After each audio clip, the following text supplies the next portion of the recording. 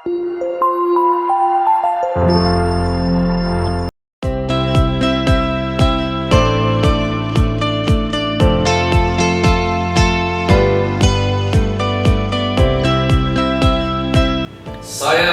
Ketua Kelompok KTNA Provinsi Aceh, melantik saudara-saudara sebagai pengurus kelompok kontak tani nelayan andalan KTNA Kota Sumawe.